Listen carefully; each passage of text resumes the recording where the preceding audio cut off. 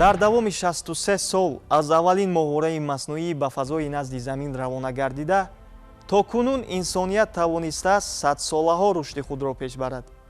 ҳоло дар атрофи сайёраи замин зиёда аз 6000 моҳвораи маснуӣ бехалабон давр мезанад. ин моҳвораҳо дар ҳаёти инсон бисёр нақши ҳалкунандаро иҷро менамоянд. агар ин 6000 моҳвораи маснуии замин ҳама якҷоя аз кор бароянд, мо бо чӣ ҳолати баргашт рӯбарӯ мешавем?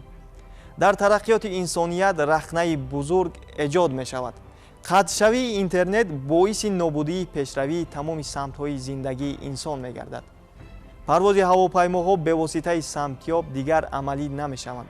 робитаҳои тиҷоратӣ аз миёни мардум ба воситаи алоқаҳои фосилавӣ нобуд мегарданд. триллиардҳо доллар хисорот дар як муддати кӯтоҳ ба фонди умуми ҷаҳонӣ ворид мешавад.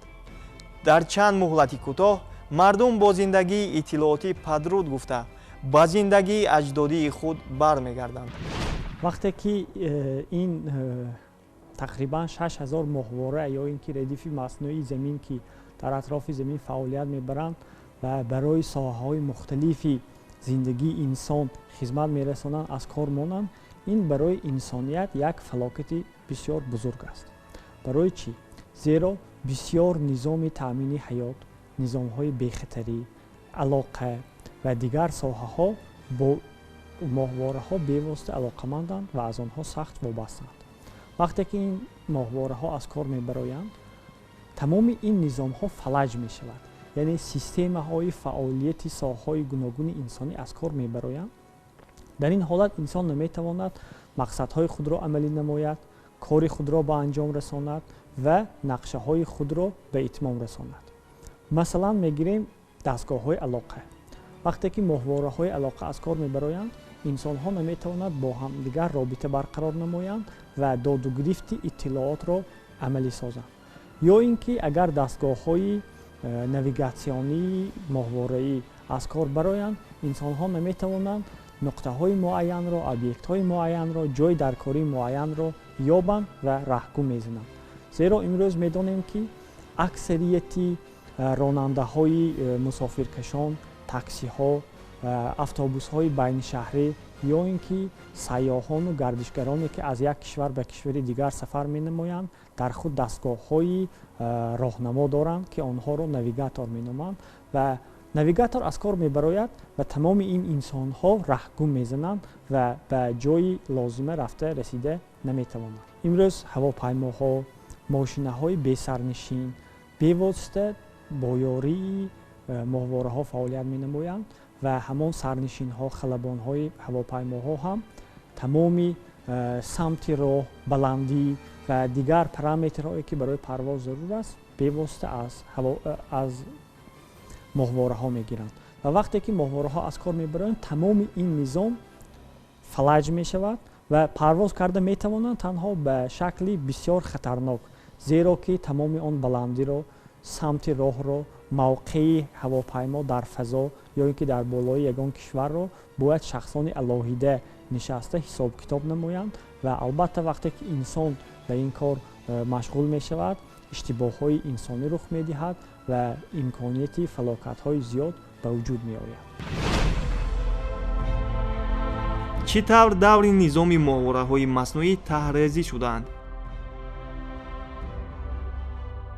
моҳвораҳо нисбат бо ҷойгиршавиашон дар мадори сайёраи замин даври гардишашонро ба ҳар муҳлат замон дар атрофи он мепайванданд.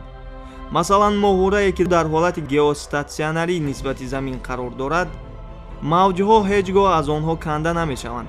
ба ин ҳолат мавҷҳои телевизиониро мисол овардан мумкин аст ки телевизионҳо доимӣ бо гардиши ин моҳвораҳо фаъол ҳастанд.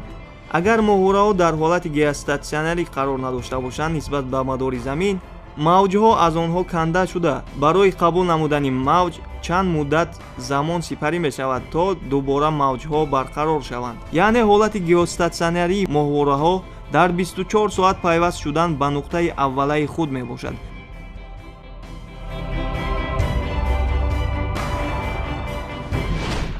албатта инсон то вақте ки моҳвораҳоро ихтироъ намуду ба кайҳон фиристод, зиндагии муайяне дошт ва ин зиндагӣ аз ҳисоби оне ки миқдори аҳолии рӯи замин бисёр кам буд, мушкилоти зиёде надошт ва аз сабаби оне ки аҳолии рӯи замин зиёд шуда истодааст, фаъолиятҳои инсонӣ васеъ гардида истодааст ва талабот ба дастрасии иттилоот, дастрасӣ бо суръати иттилоот зиёд гардида истодааст, зарурати истифодаи моҳвораҳо ба вуҷуд омадааст ва ин моҳвораҳо кори инсонро хеле осон мегардонанд, хусусан барои интиқоли маълумот, хусусан барои омӯзиш, таҳқиқот.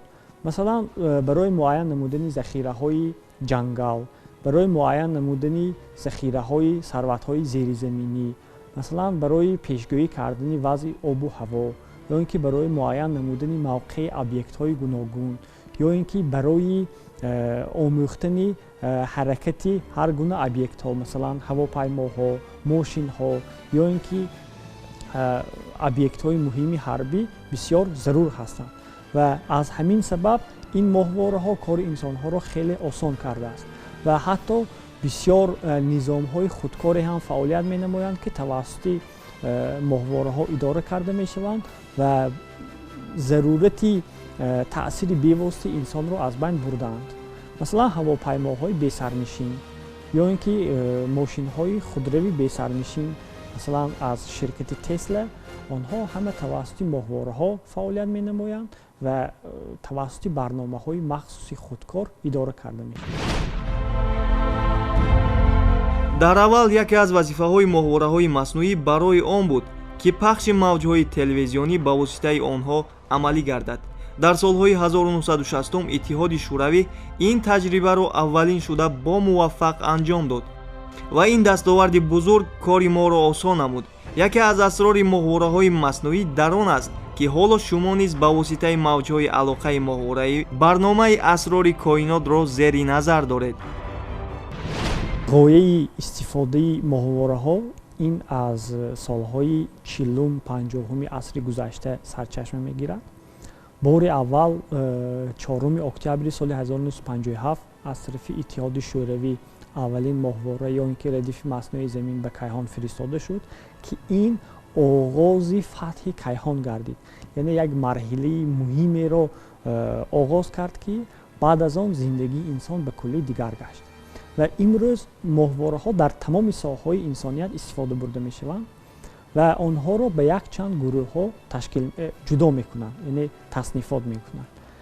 аввалан моҳвораҳои кайҳоншиносӣ, яъне моҳвораҳое ки барои тадқиқоти кайҳон, тадқиқоти астрономӣ ва омӯзиши замин аз кайҳон дар шакли умум истифода бурда мешаванд.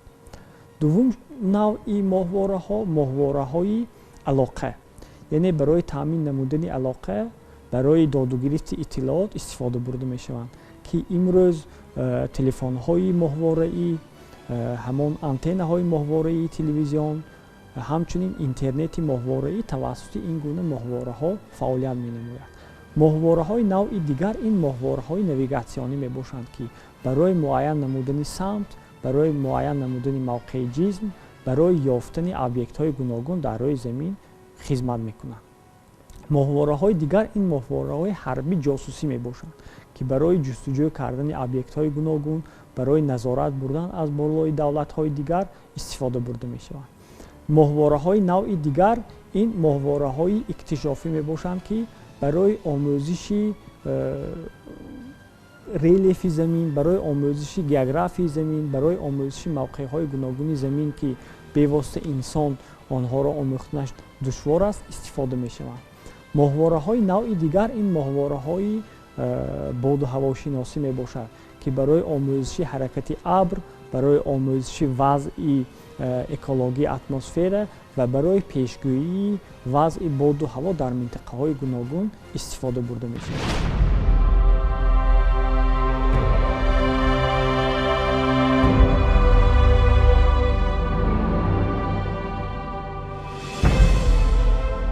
тараққиёти моҳвораҳои маснӯӣ рӯз то рӯз печидатар ва мураккабтар мегардад.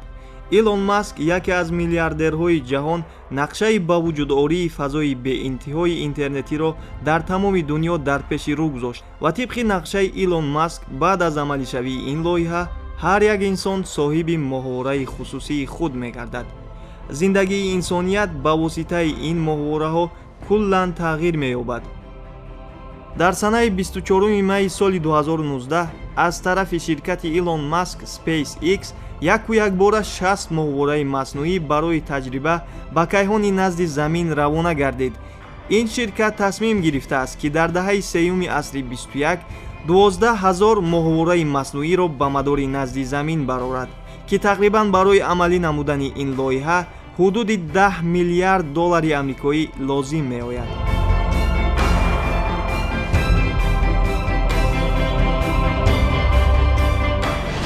илон маск яке аз шахсиятҳои бисёр барҷастаи замони мо мебошад, ки бо дастовардҳои худ дар соҳаи технологии нав, дар соҳаи мошинсозӣ, дар соҳаи фатҳи кайҳон машҳур гардидааст ва ӯ нақша дорад, ки тавассути моҳвораҳои нави Starlink тамоми заминро бо интернет таъмин намояд ва дар ин робита чандин маротиба дастаи моҳвораҳоро ба кайҳон фиристод ва ҳатто ин интернет ба кор даромад ва тавассути ҳамон интернете ки ба кайҳон аз кайҳон истифода мешуд, дар Twitter навишт, ки ман ин хабари худро тавассути интернети низоми Starlink менависам ва ин нақшаҳое ки ӯ дорад дар ҳақиқат амалишавандаанд, вале барои пурра амалӣ шудани ин нақшаҳо муддати зиёд ва хароҷоти беҳад зиёд талаб карда мешавад ва як қисми моҳвораҳое ки фиристода буд аллакай фаъолият бурда истодаанд ва баъзе кишварҳоро бо интернет таъмин намуда истодаанд. дар ҳақиқат интернети моҳвораӣ баъзе бартариятҳои муҳим дорад. яке аз он таъмин намудани тамоми гӯшаҳои ҳатто дастнорас ва баландкӯҳи замин бо интернет мебошад. агар мо интернети ноқилиро истифода барем, барои дар нуқтаҳои дастнорас, дурдаст ё ин ки баландкӯҳ бурдани ин хатҳои интернет бисёр мушкилот ҳаст. яъне дурии масофа, дастнорас будани роҳ ва гаронарзиш будани сохтани ҳамон хатти интернет. вале дастгоҳҳои моҳвораӣ имкон медиҳанд, ки бевосита инсон бо як қабулкунаки интернет метавонад дар дилхоҳ гӯшаи замин ба моҳвора пайваст шавад ва аз интернети он истифода намояд.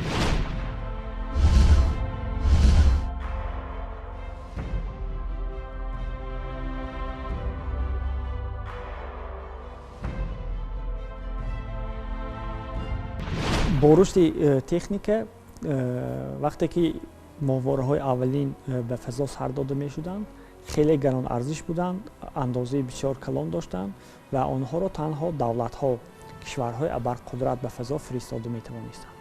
вале рушди техника имкон дод, ки андозаи моҳвораҳо ҳам хурдтар карда шавад, яъне ҳамон схемаву микросхема ва протсессорҳое ки барои истифодаи моҳвораҳо сохта мешуданд, андозаи онҳо хурд шуд.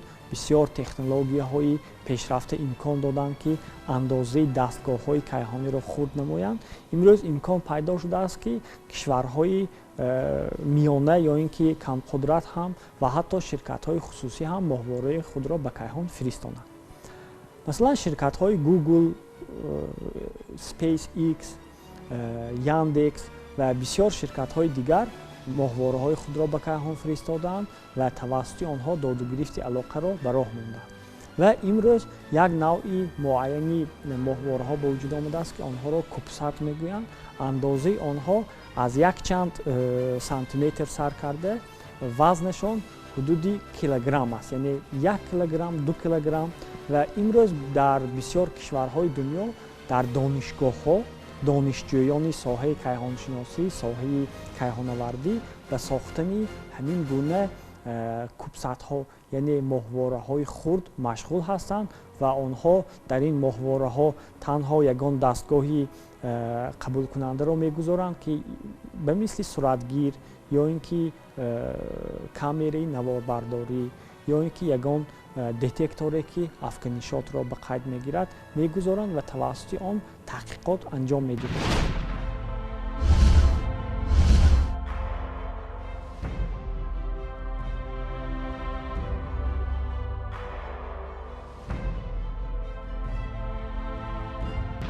дар ин ҷо се масъала ҳаст: сохтан ва ба кайҳон фиристодани моҳвораи хусусии як кишвари алоҳида.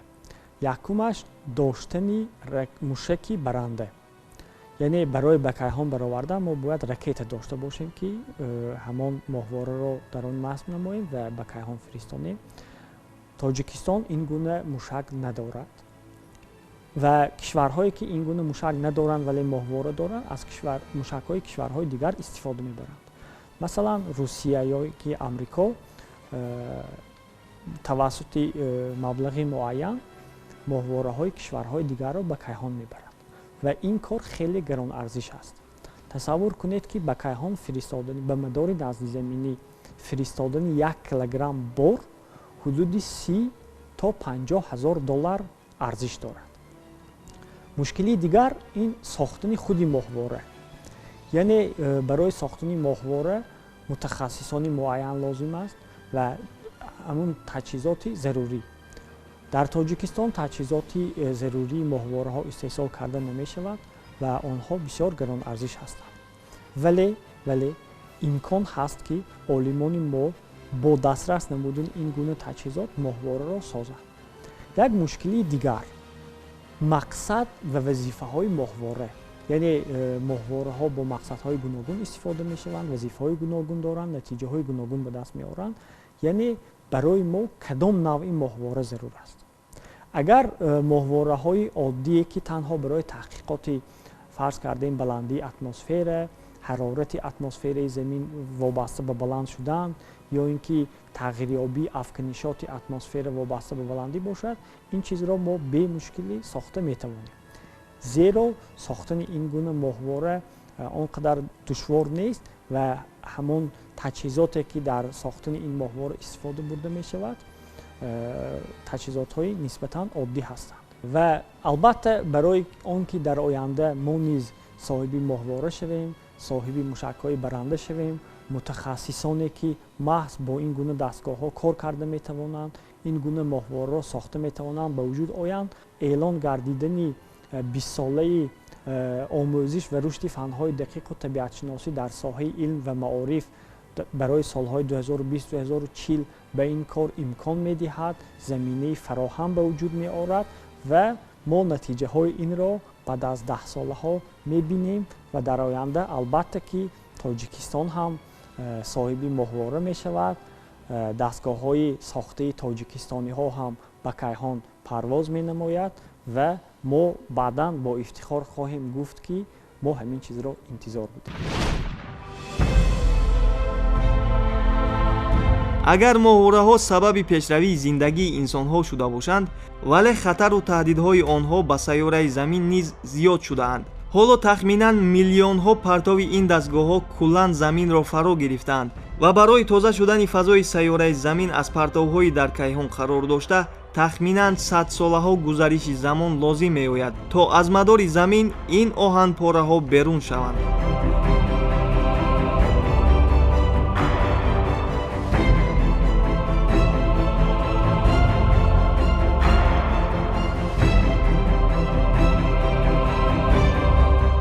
вақте ки моҳвораҳоро истифода мебаранд, онҳо ҳадафҳои гуногун доранд ва албатта фосилаи истифодабарии онҳо маҳдуд мебошад ва дар натиҷа баъзан аз мадори пештараи онҳо фаровардани онҳо хеле мушкил мебошад, аз рӯи иқтисодӣ ноҷо мебошад ва барои ҳамин баъзе онҳо дар ҳамон мадораш дар ҳаракат мемонанд ва аз сабаби он ки моҳвораҳо бисёр сар дода мешавад бо вазифаҳои гуногун, сол то сол ин моҳвораҳо ҷамъ шуданд. дигар масъала, вақте ки моҳвораро сар медиҳанд ба кайҳон, он ба як қисмҳо ҷудо мешавад, яъне ки зина ба зина ба ягон баландӣ мебарояд ва дар натиҷаи зина ба зина баромаданаш ҳар як қисми он ҷудо шуда меравад ва бо ягон мадори муайян ҳаракат мекунад. дар натиҷа дар атрофи кайҳони назди заминӣ пораҳои зиёди киштиҳои кайҳонии маҳвораҳо ҷамъ шуданд ва онҳо ба ҳам бархӯрда боз эффекти каскадӣ мегӯянд, дар натиҷа пора шуда хеле зиёд шуданд. ҳоло аз рӯи ҳисобу китоби олимон зиёда аз 7500 тонна поралахтакҳо, яъне ки инҳоро партови кайҳонӣ меноманд, дар атрофи кайҳони наздизаминӣ ҷамъ шудааст ва албатта ба ҳаракати оянда ба моҳвораҳои наве ки сар дода мешаванд мушкилӣ хеле зиёд меорад. албатта кайҳон ки васеъ аст, бархӯрии онҳо эҳтимолияти кам дошта бошад ҳам, лекин онро дорад.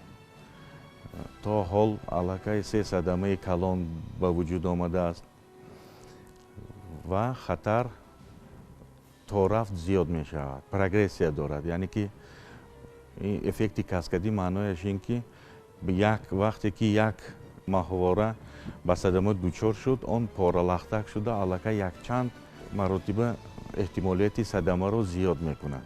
ҳоло инсоният пешгирии хатари поралахтакҳои партови кайҳоние ки аз 1 сантиметр зиёд аст наёфтааст. онҳо аз сабаби он ки бо суръати калон ҳаракат мекунанд, соҳиби энергияи кинетикии зиёд мебошад ва массаи хурд дошта бошад ҳам бо энергияи калон ҳаракат карда бо импулси зиёд ба моҳвораҳо таъсир мерасонанд ва дар натиҷа боиси аз кор баромадани моҳвора мешавад. кайҳонавардонро ин ҳолат ба ташвиш овардааст, зеро шахсоне ки дар фазо дар дохили моҳвораҳо қарор доранд, ин партовҳо боиси хавфу хатари онҳо мегардад.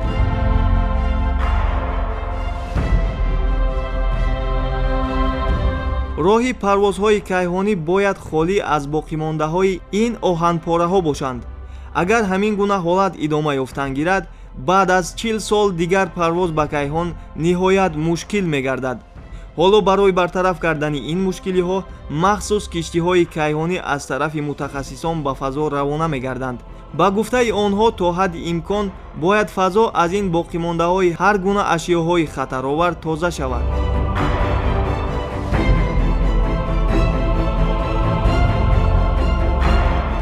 дар ҳақиқат то соли 2055 агар ҳамин ҳолат давом ёфтан гирад, аллакай парвози киштиҳои кайҳонӣ хатири хеле зиёд пайдо мекунад ва душвор мегардад. лекин ҳоло чораҷӯӣ шуда истодааст ки ин партофи кайҳониро бо кадом усулҳо бояд бартараф созанд. дастгоҳҳои гуногун лоиҳасозӣ шуда истодааст. акнун вақт то истифодабарии онҳо, пешгӯӣ кардани кадом дастгоҳҳо аз сабаби он ки амалӣ нагардидааст, ҳамаш дар лоиҳа аст. барои ҳамин пешгӯӣ кардан ҳоло асос надорад. ҳозир аз ин проблема чӣ хел баромада истодаанд? мониторинги кайҳони наздизаминӣ рафта истодааст бо телескопҳои заминӣ, телескопҳое ки дар моҳвораҳо монда шуданд. мадори ин партови кайҳонӣ ҳар якаш муайян карда шуда истодааст ва ҳаҷми муайяни кайҳоне ки аз партов тоза аст, ба он моҳвораҳои нав равона карда шуда истодаанд. аллакай аз тарафи инсоният барои пешгирии хатаре ки партови кайҳонӣ меорад чораҷӯӣ шуда истодааст. мушкилӣ албатта ҳал меёбад ва то ин дараҷае ки инсон ба кайҳон парида натавонад, то ин ҳолат оварда намерасад. ширкатҳое ки барои тоза кардани партовҳои кайҳонӣ кӯшиш доранд, чандин лоиҳаҳоро мавриди омӯзиш қарор дода истодаанд. яке аз он дастгоҳҳо идиобид мебошад, ки бояд ба гуфтаи мутахассисон дар соли 2023 ба фазои назди замин равона гардад. дар бартарафкунии ин мушкилӣ вазифаи ин дастгоҳ доштани партовҳои паррони кайҳонӣ ва ба ҷозибаи замин наздик намудани он мебошад. дар сурати наздик гардидан ба ҷозибаи замин боқимондаи ин партовҳо сӯхта аз байн мераванд.